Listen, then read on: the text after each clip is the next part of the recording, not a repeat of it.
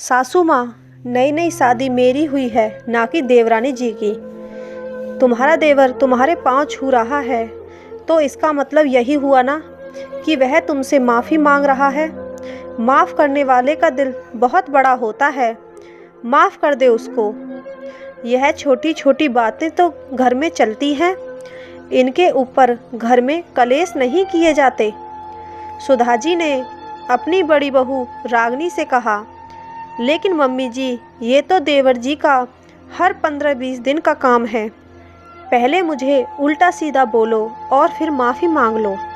आखिर मेरा भी आत्मसम्मान है। मैं कब तक ये सब सहन करती रहूं? रागनी बोली। सोमेश और शिवम दो भाई किन्हीं कारणों से बड़े भाई सोमेश की शादी बाद में हुई और शिवम की शादी पहले हो गई। सोमेश और रागनी की शादी को अभी 6 महीने ही हुए थे। पहले शादी हो जाने की वजह से शिवम और उसकी पत्नी अपने आप को रागनी से बड़ा समझते हैं, इसलिए आए दिन उसे किसी न किसी बात पर टोकते रहते हैं। और जब बात ज़्यादा बढ़ जाती है तब सासू माँ यह कह देती है कि रागनी, तुम बड़ी हो, अपने छोटों के साथ तुम्हें बड़प्पन रखना चाहिए। जब से रागनी की शादी हुई उसे तो हर समय साड़ी पहनने के लिए कहा जाता है कि नई नई शादी हुई है और देवरानी पूनम सूट पहनती है। खैर, रागनी को इस बात से फ़र्क भी नहीं पड़ता। एक दिन पूनम ने रागनी से उसका सूट मांगा कि भाभी, मुझे शिवम के साथ मूवी देखने जाना है, कोई अच्छा सूट नहीं है तो आप अपना दे दो। रागनी ने बुझे मन से अपना सूट दे दिया। अब एकाकी घर में क्या मना करती। रात को वापस आकर पूनम ने सूट भी वापस नहीं किया। अगले दिन रागनी सोचती रही कि अब शायद पूनम सूट वापस कर देगी। तीसरे दिन वही सूट पूनम ने घर में पहन लिया। रागनी बोली, पूनम, मुझे यह सूट बहुत मुश्किल में ढूंढने पर मिला था और यह महंगा भी बहुत है। पार्टी वियर है, इसे तुमने घर में पहन लिया, खराब हो जाएगा। तुम्हें यह उसी दिन मुझे वापस करना चाहिए था, लेकिन तुम तो इसे पहनकर रसोई में खड़ी हो। भाभी, अब आपको इस सूट का क्या करना है? आप तो साड़ी ही पहनती हो, अब यह सूट मैं ही रख लूँगी। तभी सासू माँ बोली, रागनी, वह तुम्हारी देवरानी है, अपने से छोटों को दोगी तो भगवान बरकत ही देगा। रागनी को बहुत बुरा लगा, उसका किसी से बात करने का मन नहीं कर रहा था। वो अपने कमरे में आ गई। शाम करीब शिवम घर आया। पूनम उससे बोली, मैंने आज भाभी का सूट पहन लिया तो मुँह बनाकर कमरे में बैठी हैं। इस पर शिवम ने रागनी को बहुत कुछ सुना दिया।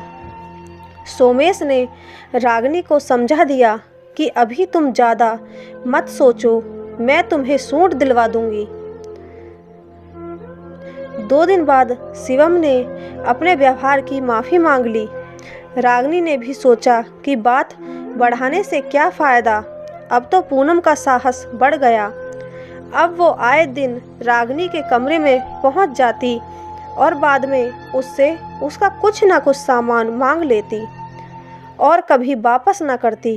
कभी साड़ी, कभी सूट, स्लीपर और कभी कॉस्मेटिक।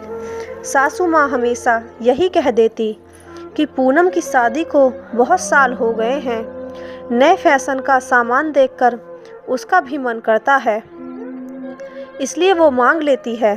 तुम्हें तो कोई परेशानी इसलिए नहीं होनी चाहिए कि तुम्हारा सामान घर में ही तो है।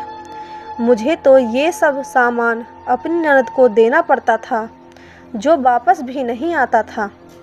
रागनी हमेशा ही मन महसूस कर रह जाती। शिवम सोमेश की घड़ी, शर्ट या गले की चैन मांग लेता। अब दोनों ही कुछ कहते तो शिवम उस दिन घर में झगड़ा करता, फिर 2 दिन बाद माफ़ी मांग लेता। 2 दिन पहले भी यही हुआ। रागनी के मायके से होली का सामान आया था। रागिनी की साड़ी देख पूनम का मन ललचा गया। पूनम रागिनी से बोली, भाभी मेरी किट्टी है, आप तो अभी किट्टी में जाती नहीं हो, तो मुझे अपनी नई साड़ी दे दो। रागिनी ने उस दिन साड़ी के लिए मना कर दिया। ये साड़ी मेरी पहली होली की शगुन की है, मैं इसे होली पर पहनूंगी। किट्टी नहीं तो क्या हुआ, घर पर तो त्योहार मनाया जाएगा, तभी पूजा के समय पहन लूँगी। सासू माँ बोली, रागिनी बहू तुम खुद ही देख लो, तुम्हारी मम्मी ने पूनम की कितनी हल्की सी साड़ी दी है और तुम्हारी साड़ी कितनी सुंदर है। वो तो फिर भी एक ही दिन के लिए मांग रही है, तुम उसे ये साड़ी दे दो।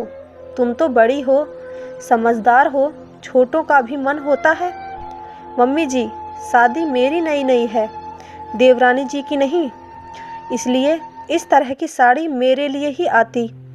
अगर उन्हें भी ऐसी साड़ी चाहिए तो वह देवर जी से कहिए, वह दिलवा देंगे, लेकिन अब मैं अपनी कोई साड़ी नहीं दूंगी।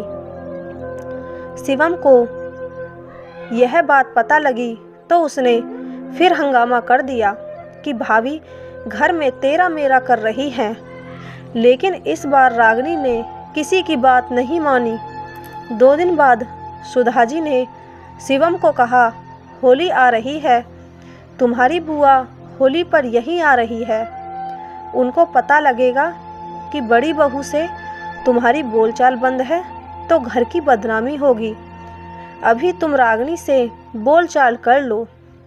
इस पर शिवम ने रागिनी से माफ़ी मांगी तो वह बोली, देवर जी घर में इस तरह लड़ाई झगड़े का माहौल ठीक नहीं होता, आपको समझना चाहिए, अभी मेरा बात करने का कोई मन नहीं है। सुधा जी बोली, बहू माफ़ करने वाले का दिल बहुत बड़ा होता है, अपने से छोटों को माफ़ कर देना चाहिए। मम्मी जी मेरा भी आत्मसम्मान है, मैं इसे बार बार चोट नहीं दे सकती। इस समय तो मैं आपकी बात मान रही हूँ, लेकिन यह आखिरी बार है, इसके बाद मैं कभी देवर जी से बात नहीं करूँगी। कहकर रागिनी कमरे में चली गई। घर के सब लोग रागिनी को देखते रहे, समझ गए थे कि अब उसे कुछ कहने से कुछ नहीं होगा, अपने पैर अपनी चादर तक ही समेटने होंगे। दोस्तों, हमें कभी भी दूसरों की चीज़ों पर अपना हक नहीं जमाना चाहिए। अगर कोई प्यार से दे तो ही लेना चाहिए, नहीं तो किसी की चीज़ को ज़बरदस्ती नहीं मांगना चाहिए। आपको ये कहानी कैसी लगी कमेंट बॉक्स में ज़रूर बताएं, और कहानी अच्छी लगी हो तो चैनल को सब्सक्राइब, वीडियो को एक लाइक ज़रूर करें। धन्यवाद।